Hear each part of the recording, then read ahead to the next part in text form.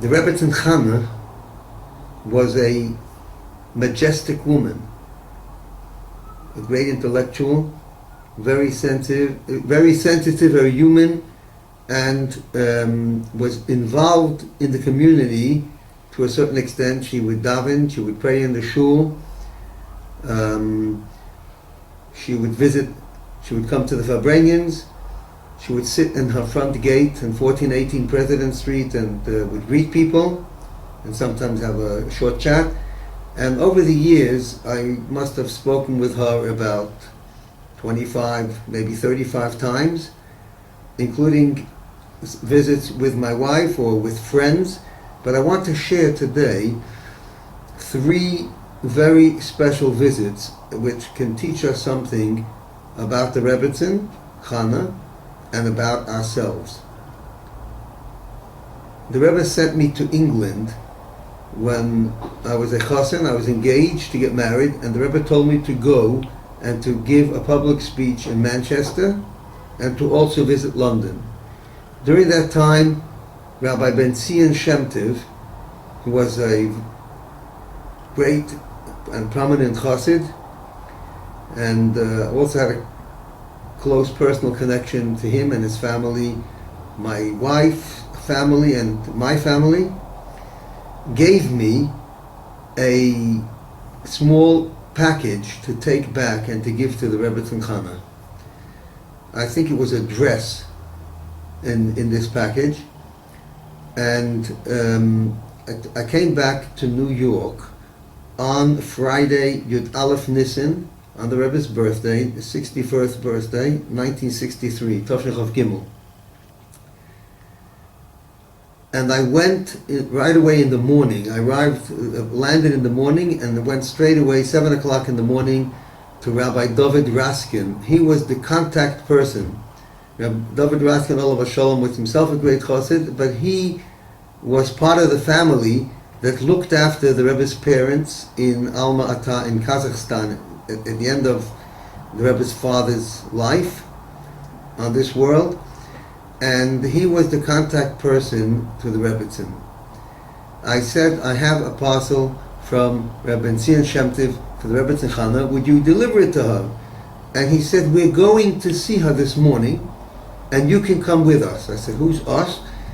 It turns out that every year on the Rebbe's birthday, just before Pesach, Yud Aleph Nisan, and on the yartzeit of the Rebbe's father on Chav Av, the 20th of Av, in the summer, a group of about 10 elder Hasidim would come to the house, the apartment of the Rebbetzin Chana, would sit there probably for about a half hour and would speak about various things, say l'chaim on some liqueur, and I joined them there on the 11th of Nisan, 1963. The Rebbetzin asked me about my wife's, my future wife, my Kala's family, about England, in the course of the conversation with everybody there. Once I was there in 1963, in the summer I was in England, so I couldn't go with, but the next year when it came to Al Nisan, I asked Reb David, or maybe he came to me and said, you were here already, you can go. I felt a little bit much younger than everyone. Reb David himself was much younger than all the others who were Hasidim in their 70s, basically. I remember that one of them was Rabbi Zalman Duchman, Rabbi Kazanovsky. In 1964, that was the Rebbe's 62nd birthday, they sat around the table, we sat around the table, and the Rebbetzin poured liqueur, Benedictine, for everyone, said l'chaim, and then one of the old Hasidim, when he said l'chaim, he gave a bracha for the Rebbe.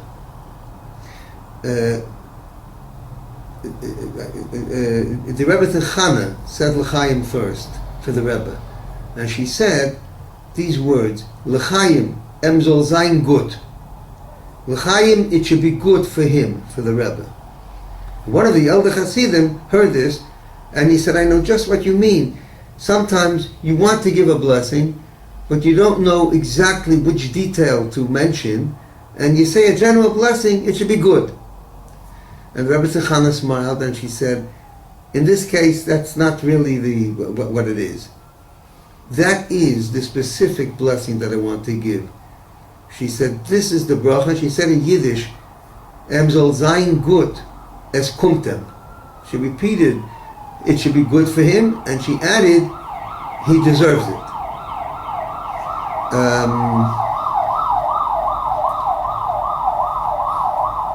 That's one point which I remember. Years later, it was many years later that at that time I felt very, for whatever reason, I did not inform it to the Rebbe, but years later, in 1991, on the Rebbe's 89th birthday, I did write that whole story about the visits and about what happened and how I became involved and what the Rebbe said, and I got an answer from the Rebbe thanking me for the wishes, for his good wishes for his birthday, and he also added, thank you specially for the details that you wrote in that story. Then, in the same year, Tavshin Chav Daled, 1964, it was the 40th yartzeit, the 20th yartzeit of Rabbi Levi Yitzchak, the Rebbe's father. And this time I was in New York that summer, and I went with the Hasidim to the Rebbetzins house, and the discussion centered around the last days of her husband, and she described all of the people who helped, and when he passed away, arranging that there should be a funeral which was fitting for such a great tzaddik with various equipment and various articles that were needed, and how people went with great sacrifice and great strain and made everything as it should be. And what I remember very clearly, because this was the last time that I actually met the Rebbetzin Chana, it was about 7 weeks before she passed away.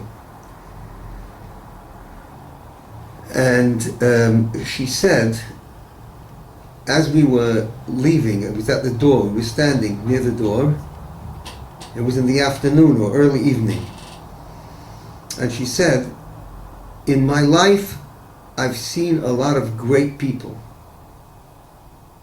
Her father, Rebbe Shlomo, was a very great Rav. She said, my father was a great rabbi, and there was nothing to be ashamed of my husband, my man, and they in turn were both visited by many great sages and leaders and rabbis and various great people.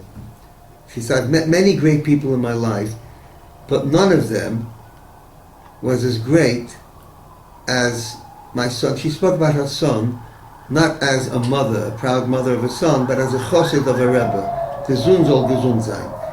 She said, and the greatest thing about him is that she said, trotz sein Gadlus mit Apshitas.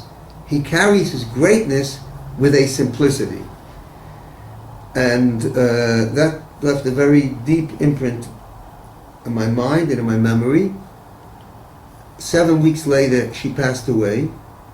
And a few weeks after that, when it came to the Sedrin Noach in the Torah, the Rebbe began the priceless gift to the Jewish people of teaching us the depth of Rashi. Every week he would say a commentary from Rashi and explain and show how Rashi relates to the simple meaning of the verse, and at the same time represents the greatest depth that's possible in Yonah Mufloim, fantastic, wondrous things. And this went on for a year, and then subsequently the Rebbe renewed it, and it went on for many years. That the Rebbe taught us how to see the beauty, the depth of Rashi. This is done in memory of the Rebbetzin Chana.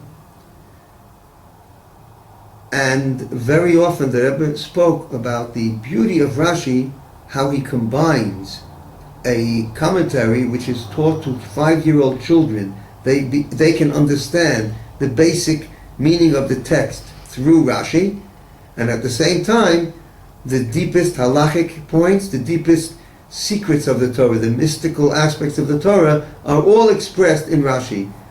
And very often I thought that this is exactly what the Rebbetzin Chana said about the Rebbe. That on the one hand, he is so great, and he carries that greatness with his simplicity.